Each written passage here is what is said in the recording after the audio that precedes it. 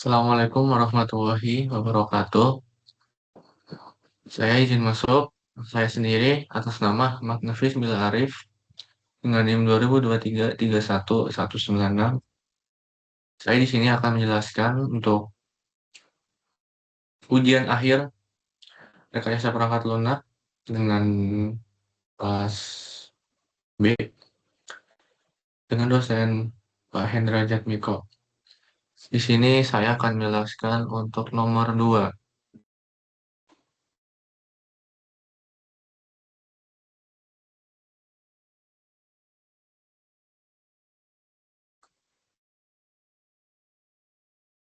Untuk nomor 2, Word dengan bentuk Word dan akan dikirim dalam bentuk PDF sesuai bapaknya. Untuk nomor 2, di sini saya menjelaskan judul kasus yang saya ambil, yaitu sistem manajemen pengelolaan kafe. Untuk kafe sendiri, saya saya gambarkan seperti sebuah kafe yang memang dibutuhkan untuk manajemen dalam segi menu, menu yang pertama pastinya. Yang kedua, manajemen untuk anggota-anggota, anggota atau bisa dibilang barista atau bisa dibilang karyawan, karyawan yang ada di dalam kafe tersebut. Nah, di sini faktor yang terlibat pertama pastinya pelanggan. Karena pelanggan tidak ada yang namanya kafe, tidak ada yang namanya tempat usaha.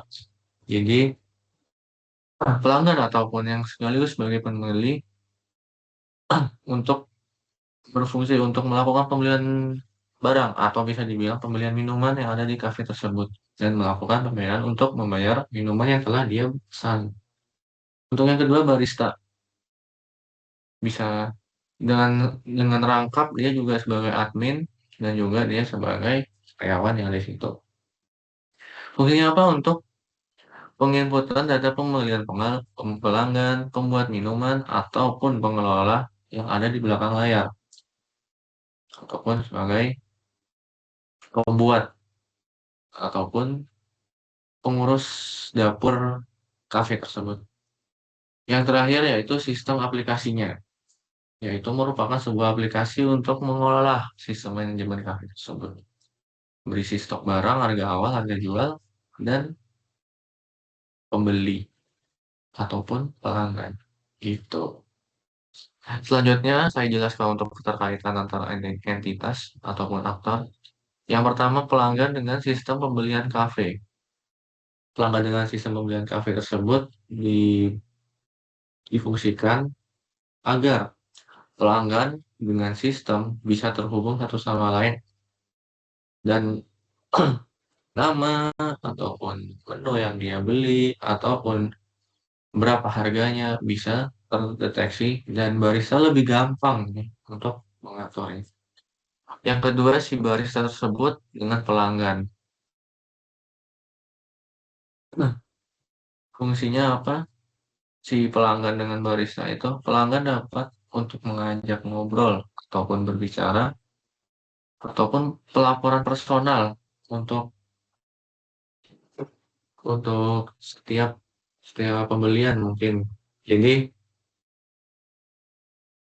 jadi si baristanya mungkin ada beberapa hal yang memang tidak bisa diomongkan, entah itu hal-hal sensitif ataupun hal-hal yang memang menyangkut hal pribadinya si pelanggan tersebut. Yang terakhir, admin dengan sistem manajemen kafe ataupun si baristanya. Dengan pengelolaan si barista dengan sistem manajemennya, kita bisa dapat mengelola lebih lanjut dan bisa punya take control terhadap sistem manajemennya gitu. Selanjutnya untuk di FD sistem kafenya adalah sebagai berikut. Bisa dilihat sistem pembelian menu pada kafe. Di sini si admin barista bertugas untuk mengkonfirmasi pembayaran, konfirmasi pembelian menu, ataupun laporan pembelian keuangan. Sebentar.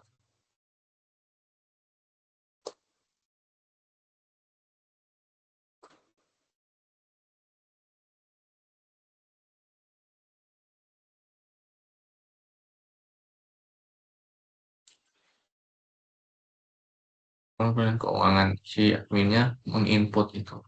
Nah, dan outputnya apa? Maksudnya apa yang dia kerjakan untuk sistem email tersebut, yaitu input data pembayaran, input data menu yang telah dibeli, dan input stok barang yang berkurang. Selanjutnya, pelanggannya,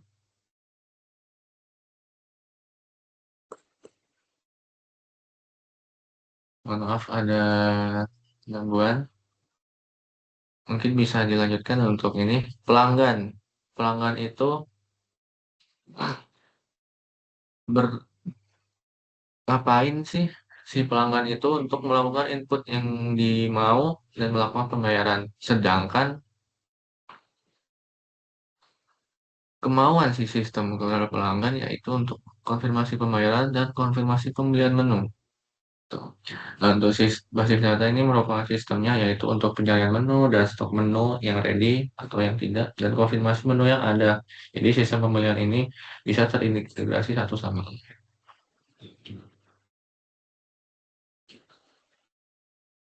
Elemen-elemen data yang ada di situ pertama nama pelanggan, nama menu, stok barang, metode pembayaran, total harga pembelian, harga beli barang, harga jual barang, deskripsi dan tipe data yang digunakan yaitu nama pelanggan sebagai string karena dia berbentuk huruf jadi menggunakan tipe data string. Nama menu sama yaitu menggunakan huruf pastinya menggunakan string. Selanjutnya stok barang integer karena dia berbentuk nomor, angka jadi tipe datanya yang digunakan yaitu integer. Metode pembayaran. Nah, di sini saya menggunakan dua metode pembayaran. Jadi tipe data yang digunakan yaitu yes or no. Cuman diganti dengan pemilihan yaitu QRIS, KRIS, atau cash. Selanjutnya ada total harga pembelian yaitu float karena float itu merupakan sebuah sebuah bisa dibilang mata uang nolnya banyak jadi menggunakan tipe data float. Mesti ada koma-komaan juga di situ. Selanjutnya juga yang terakhir harga beli barang juga menggunakan float. Harga jual barang juga menggunakan float. Untuk diagram use case-nya sebagaimana pada pembahasan sistem kampus sebagai berikut. Di sini saya menggunakan secara garis besar, yaitu si pelanggan untuk melakukan pembelian, melakukan pembayaran, di melakukan pembayaran mencetak laporan, dan nota pembeliannya juga dari pembayaran tersebut, mengolah harga jual dan beli dari sang aplikasinya, dan si barista untuk menyiapkan minuman, mengolah laporan, mencetak laporan yang sudah include dengan pembayaran yang dilakukan oleh pelanggan. Nah, karena ini sistemnya sebagai menu aplikasi, jadi setelah login, pasti kita akan mengikut barang. Pengen apa dalam si pelanggan tersebut. Tugas di sini kita bisa milih kita mau baristanya siapa untuk membuat menu tersebut. Gitu. Selanjutnya adalah class diagram. Di sini juga secara garis besar yaitu ada pelanggan, menu pembelian, dan barista. Nah, lihat sesuai dengan penggunaannya yaitu ID sudah jelas untuk menggunakan integer karena penggunaannya menggunakan angka. Dan untuk nama, email, nomor, alamat, mengapa menggunakan varchar? Karena karena itu karena itu karakter huruf dan bisa menginput apapun itu bisa angka dan tidak terikat apapun karena jika menggunakan integer atau float kalau float terbacanya itu sebagai desimal sedangkan integer nggak bisa banyak-banyak karena integer ada batas karakter batas panjang karakter sedangkan kalau varchar bisa unlimited bisa ada batas begitu. Selanjutnya ada activity diagram. Ada mulai, si pelanggannya mulai mencari menu. Di situ sistemnya menampilkan menu minuman. Setelah mencari menu, si pelanggannya memilih menu ataupun minuman yang dia diinginkan. Setelah itu tampilkan pilihan transaksi. Di sini si basis ataupun si sistemnya mengambil data transaksi yang ada di sistem, sehingga setelah milih ter terdefinisi dia itu mau mengambil menu yang mana gitu. Setelah itu menginput data pembelian minuman pelanggan, diinput dulu. Setelah diinput dituliskan mau yang mana, udah si baristanya baru menerima inputan dari si pelanggan, dibuatkan sekalian dengan cetak nota. Set, bener nggak nih si pelanggannya pesen. Karena sebelumnya kan sudah tampil pilihan transaksi, divalidasi dulu benar, oke, masuk ke basis data, disimpan itu tersebut, langsung cetak nota, selesai. Untuk sekuensinya sama seperti itu, si pelanggannya, barista dan sistem seperti ini. Untuk interface-nya adalah sebagai berikut. Ini untuk sebagai poster dan judul nama kafenya sama dengan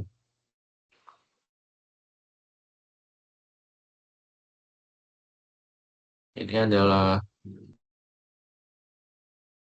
contoh sebelum saya sebelum mungkin contoh interface yang akan saya buat seperti ini. Dan ini untuk sistem kasirnya, jadi bisa disortir berdasarkan nama, jumlah yang dibuat, waktu waktu tanggal transaksi, dan siapa yang mengelola, barista siapa yang bertanggung jawab atas pesanan tersebut, gitu.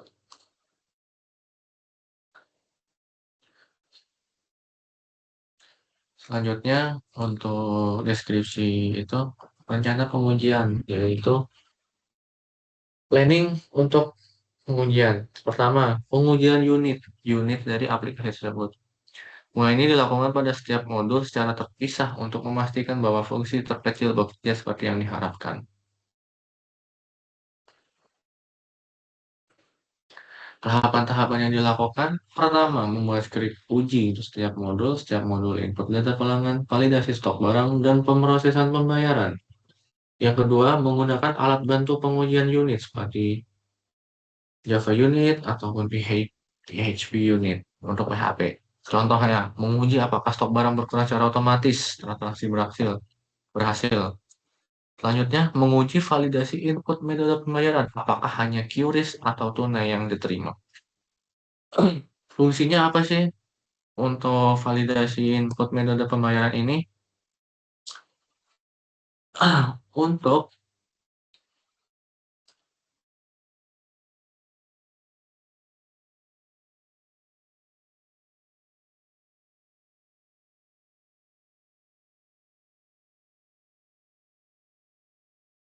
fungsinya apa sih untuk validasi input metode pembayaran? Jadi difungsikan untuk cek ulang apakah QRIS ataupun tunai yang sudah dibayarkan oleh pelanggan bisa tercatat secara otomatis dan pastinya bisa terbaca lah. Apalagi QRIS kita apalagi untuk QRIS tersebut yang memegang ibaratnya utama ataupun uang uang kafenya pastinya si pemiliknya itu saya sendiri. Kalau dan tunai kita memiliki mesin kasir yang sepertinya bisa dibilang sangat canggih lah. Jadi setiap uang yang masuk juga masuk ke si sistem dan bisa saya baca apakah uang tersebut masuk atau tidak gitu.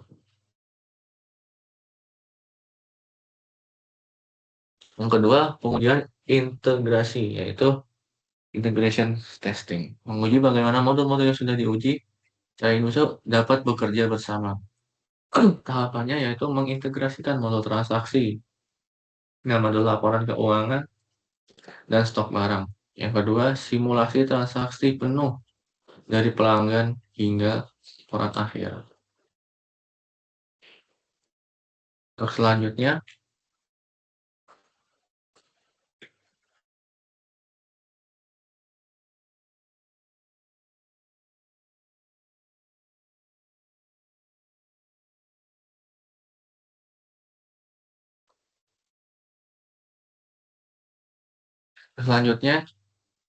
contohnya yaitu saat pelanggan memesan menu dan membayar, stok barang di modul laporan juga harus diperbarui. Jadi, dengan integrasi tersebut, saat pelanggan itu memesan, otomatis stok barang yang dipakai pasti ikut berkurang karena barang yang digunakan untuk satu menu pasti menggunakan berbagai stok barang yang ada di kafe tersebut. Contoh, si pelanggan ingin membeli contohnya teh hangat, hangat, es teh. Di situ juga banyak dong yang dipakai stok barangnya. Ada es, ada cup, ada teh itu, teh teh celupnya, air panas, listrik, dan alat-alat yang digunakan sebagai pembuatan teh tersebut. Begitu. Jadi di saat pelanggan memesan, langsung stok barangnya berkurang. Memesan dan membayar, stok barangnya langsung berkurang. Begitu. Untuk yang ketiga, pengujian fungsional. Memastikan semua fitur yang dirancang dapat dijalankan sesuai kebutuhan pengguna. Nah, skenario yang ditentukan dalam analisis kebutuhan pengguna. Yang kedua, menyusun checklist fitur untuk maka semua telah diuji. Maksudnya, yaitu pelanggan bisa melakukan pemesanan melalui onsite tanpa adanya sistem offline ataupun maksudnya aplikasi tersebut tidak bisa digunakan, yaitu error ataupun gimana. Jadi untuk memastikan fungsional dari sistem aplikasi tersebut bisa berjalan. Yang keempat, pengujian kinerja. Mengukur kecepatan, skalabilitas, stabilan sistem di bawah beban tertentu. Menggunakan alat seperti Apache GM Meter untuk simulasi beban tinggi. Ini seperti apa sih? Yaitu untuk menguji apakah sistem dapat bekerja jika terjadi full load ataupun banyaknya mesen nih, misal di dalam kafe tersebut. Jadi kinerja tidak akan berkurang. Semisal dalam satu hari ataupun dalam satu jam ada 7 orang yang sedang memesan. Pasti sistem yang bekerja sangat berat, apalagi untuk mensinkronisasi antar antar sistem juga pastinya berat, apalagi dilakukan secara 7 orang bersamaan. Itu untuk pengujian performanya. Yang kelima, pengujian keamanan untuk mengidentifikasi kerentanan keamanan dalam sistem.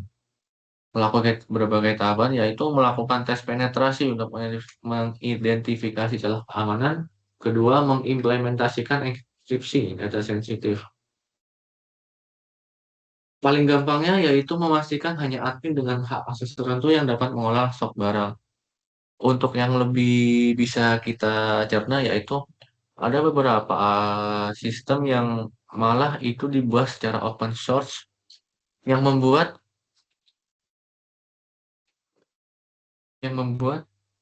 si pelanggan yang memang dalam tanda kutip nakal bisa melakukan pembayaran ah, terdeteksi oleh sistem itu. Setelah itu pengujian pengguna user acceptance testing atau UAT, yaitu pengujian dilakukan dengan melibatkan pengguna akhir untuk memastikan bahwa sistem memenuhi kebutuhan mereka. Jadi dengan berbagai tahapan yaitu pertama melakukan pelatihan pengguna untuk memanfaatkan si sistemnya. Yang kedua mencatat masukan pengguna dan memperbaiki kekurangan berdasarkan umpan balik. Sebagai contoh, admin menguji fungsi terhadap si sistem apakah sesuai dengan kemauan pengguna atau tidak. Jika memang jika memang jika memang tidak akan dimasukkan, akan tetapi kemajuan juga pasti ada sehingga fitur-fitur yang kurang sudah pasti akan ditambah oleh barista.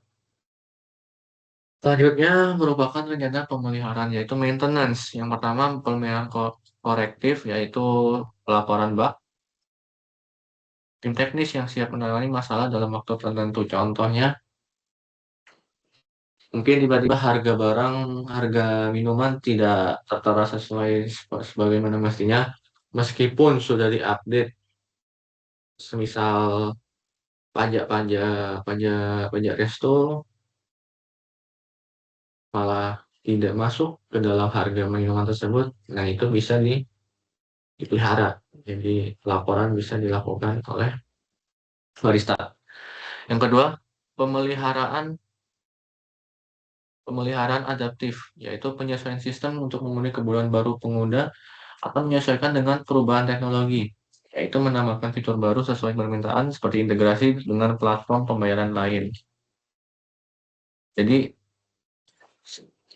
untuk sekarang mungkin saya cuma bisa memberikan opsi pembayaran yaitu QRIS dan tunai. Mungkin selanjutnya saya bisa memberikan opsi metode yang lebih banyak, mungkin melalui GoPay, Dana, ShopeePay, ataupun bisa menggunakan PayLater jika ada yang member jika ada yang berkeinginan seperti itu, mungkin bisa selanjutnya pemeliharaan preventif, yaitu menghindari kerusakan atau masalah dengan melakukan tindakan proaktif, yaitu langkah-langkahnya jadwalkan pemindahan berkala untuk mencari potensi masalah.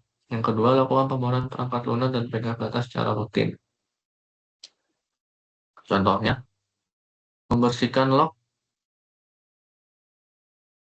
yang tidak diperlukan seperti log transaksi yang memang itu log yang tidak berguna. Contohnya log pengetesan di awal opening. Semuanya kan juga pas mau pembukaan cafe. Misal kita buka jam 8, jam 7 kita melakukan pengetesan terhadap semua sistem yang ada. Nah, itu pastinya harusnya dihapus sehingga menjaga sistem menjadi lebih lambat. Pengetesan itu dilakukan untuk melihat apakah sistem berjalan dengan sebagaimana mestinya. Jika enggak, mungkin kita bisa bebenah lebih dulu sebelum jam buka si kafe tersebut. Yang keempat, pemeliharaan profesional, yaitu prospektif maintenance, yaitu meningkatkan kinerja atau meningkatkan fitur yang meningkatkan pengalaman pengguna. Langkahnya ya melakukan survei terhadap pengguna yang ada di sana. Contohnya, semisal di saat melakukan pembayaran, kita bisa menanyakan menanyakan kepada pelanggan tersebut, Kak, mungkin saya ada fitur baru gini gini gini. Nah, itu kita bisa sosialisasikan di saat mereka membeli minuman tersebut. Jadi kita sosialisasikan, kita tanyakan, kita kita cari tahu respon baliknya seperti apa, dan kita catat dan kita pakai sebagai referensi dalam penambahan fitur tersebut. Itu. Yang terakhir yaitu pemeliharaan keamanan, yaitu memperbarui langkah-langkahnya, yaitu memperbarui sertifikat SSL dan melakukan audit keamanan berkala, yaitu contohnya mengalihkan sistem deteksi dan penjagaan intrusi untuk melindungi data pelanggan. Gitu. Dan yang terakhir, semua pemeliharaan kita dokumentasikan sehingga ada bukti. Apakah ada yang belum ini dalam segi maintenance-nya? Apakah dalam keamanan ada yang belum? Ataukah dalam segi sistemnya ada yang belum di manage? Jadi semua aktivitas maintenance dan pengujian semuanya dicatat dan semuanya difoto. Sehingga jika ada hal-hal yang memang tidak disengaja, kita punya bukti siapa yang bertanggung jawab dalam dalam maintenance tersebut. Gitu. Mungkin itu aja yang bisa saya jelaskan, bisa saya sampaikan pada ujian akhir ini. Saya harap penjelasan saya bisa ditangkap dengan lebih enak, lebih lebih bisa dipahami oleh penonton. Saya pamit undur diri. Saya jika ada salah kata atau saya melebih-lebihkan ataupun saya mengurang-urangkan, saya mohon maaf karena semua hal juga tidak saya sengaja. Mungkin itu saja. Terima kasih. Saya berterima kasih sudah bisa berusaha untuk mengerjakan ini.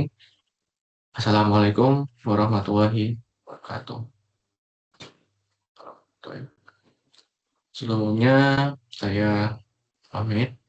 Terima kasih untuk penonton-penonton, terlebih kepada dosen saya yang telah membimbing saya di semester ini,